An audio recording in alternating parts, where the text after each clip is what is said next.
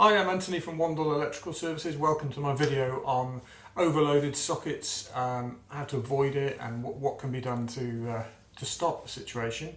As you can see here, we've got an example in this house in Purley that shows some really pretty an overloaded socket. Now the danger of an overloaded socket is it gets hot. It can spark, you see scorch marks sometimes, you can smell plastic burning, and in the best case scenario the socket will burn out and just stop working. In the worst case scenario you'll have an electrical fire if it carries on. There's a few things you can do. Now the best option to solve this problem is to get your local electrician to give you a quote and come and add some more sockets for you onto your circuit or run a new circuit. That is categorically the best and safest thing you can do. Another option is to change your socket plates to one with USB ports, which I'm going to show you now in this video how to do that. It's very quick and simple, and it does take a bit of the pressure off your existing sockets. So if this situation is familiar to you, then you probably should be taking more note of this, because this is good advice on how to get away from this. I've also got a video that shows you gives you some information on the different types of extension leads and plug splitters and how to use them more safely. So now I'm just going to show you how to safely isolate a socket and swap it for a USB type socket. Okay, so I've turned this off at the fuse board, so I'm just going to check that I have turned off the right circuit. Okay, so this is a socket tester, put it in.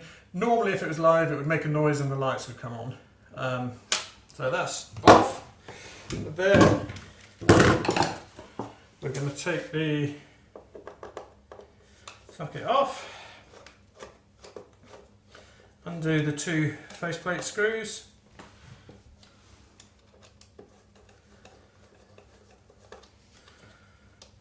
It's always intriguing what you actually find when you take a socket off, because there's so many different levels of electrical ability that put sockets on, from your real basic DIYer who's wired it up in speaker wires through to a proper electrical installation done by a registered electrician. So it always, when you take a socket off for the first time, you really don't know what you're going to find until you take it off.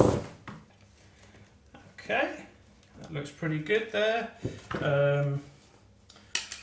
got the brown, which are live cables on the ring main, and we've got the blue, neutral, and we've got earth, which is sleeved in green and yellow, and we've also got an earth going to the back box as well. So this is as you'd expect it to be done. Now, before I do that, I'm just going to verify that it is actually turned off by testing it at the actual cables with a volt tester, and that symbol there means that it's dead. This is a ring main type of circuit this is on. You can tell that because there's two cables going into the socket. Basically the circuit's wired in a big sort of ring. A cable goes into the socket and then out and onto the next and onto the next, and then you have two ends at the fuse board. So we've verified that this is dead. So what I'm going to do now is take the socket plate off. Do that. This is an MK socket, and it screws you access through the top there. So take the neutral out, and then the earth, and then the live. If you don't feel competent doing this, or you feel like you don't feel safe touching electrics, then just get your local electrician to do it. I mean, it's not a big job. They'll probably give you a price over the phone to change it. As long as there's no complications, it should be fairly simple job done for the minimum charge. The USB sockets range in price anything from I think £6 or £7 up to the better quality ones, which are sort of 15, 20. This is a fairly average one. I think it was about £10. So on the back of the new one, we've got a terminal marked L for the live cables, terminal marked N for the neutral cables, terminal marked E for the earth. We've also got an additional earth lug there as well. If you couldn't get all your earths in there, you could actually spread them. They are linked, which is quite handy. So we just need to reconfigure our cables so they go where they're supposed to. So let's bring the earth over to that side, and we've got our lives. We're going to go in there.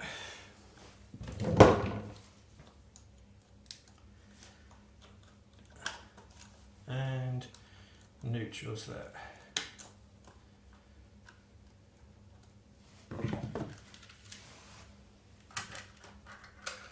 I'll start, I'll put our lives in there. There shouldn't be any bare copper showing outside of the terminal. And you tighten that up. A little bit of a knack to how tight you do it. Obviously you don't want them to come out, but you don't want to do it too tight that it actually damages the copper to the extent that when you try and move it, it snaps. So I normally put it in and then give them a little tug just to make sure they're secure and there's no movement. And then if if it needs tightening or it needs loosening a little bit, just do it from there. Pop the neutrals in.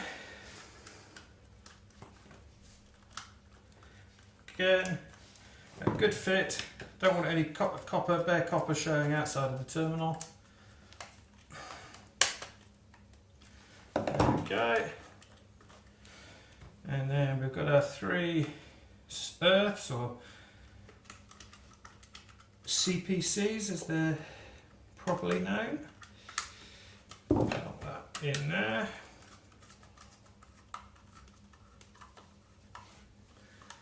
See, this socket has actually got a bit of a colour indicator as well. You've got your brown there for your live, blue there for neutral, green there for earth.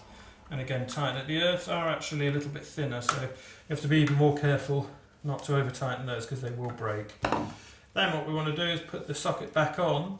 We want to try avoiding that the cable or the wire go behind these lugs here that the screws will go in, because what can happen is the screw will go in and take the insulation off the wire and touch it, and then you'll put your breaker back on and it'll be tripping, and then you'll have to take it off and sort it all out. So yeah, a bit of care now can save you a bit of hassle in the future. So put that on, it fits, lovely, and then put our screws back in.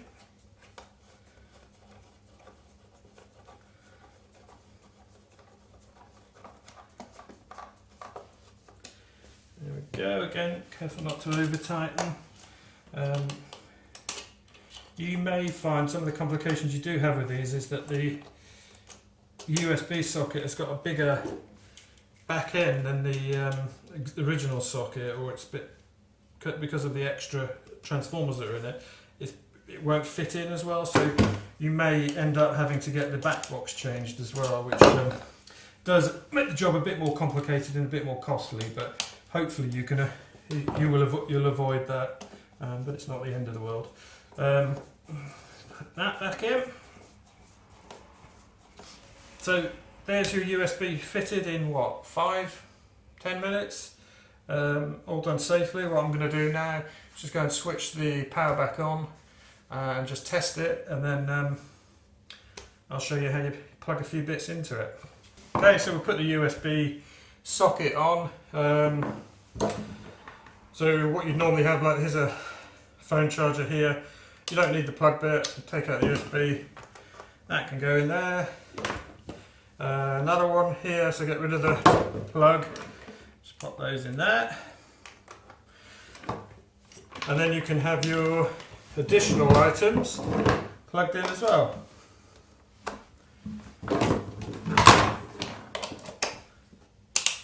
So there you have like 4 items safely connected to a USB socket. If you've got any questions about that, or you're unsure how to do it, or you would like some advice on doing it, then please give me a call or email me on the number and email address on the screen. Thank you.